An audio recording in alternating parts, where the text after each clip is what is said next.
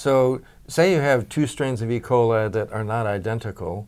Do they have any mechanisms for detecting this they're not identical and doing different things as a result? Yeah, we really think they do, and I think many bacteria have comparable mechanisms. So obviously, typically, if it's a different genotype, then you have a reason to compete with it, evolutionarily speaking. So that genotype is trying to take your food and your space, and might be attacking you with all kinds of... so even if it's kind of the same species? Yeah, well, particularly, this is something that Darwin himself noted, you know, if you're members, the worst enemies, I'm paraphrasing here, but the worst enemies of an individual, Darwin said, are members of the same species. And that's because they live in the same places and they use the same food.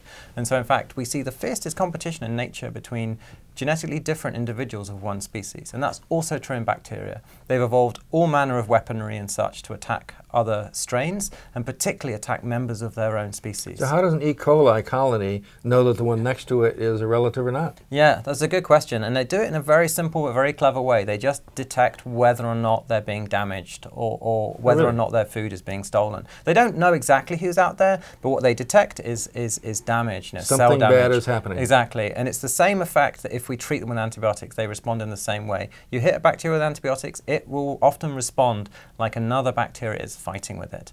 And it does all kinds of clever things. It puts up all kinds of defenses, and those defenses have been studied intensively because they matter for when we treat bacteria with antibiotics. But they also go on the attack, they counterattack, and that's the amazing thing. So it's what we call competition sensing. They detect an incoming attack, and they will attack back in kind. And you can really see that once a bacteria is attacked... So they can't all just get along? Well, not if they're different genotypes, no, because those guys are going to come in, they're going to take your space and your food and eliminate you. And so it's a real microbial jungle, and you have to fight back. It really is kind of a war, isn't it? It is. It's micro wars, yeah.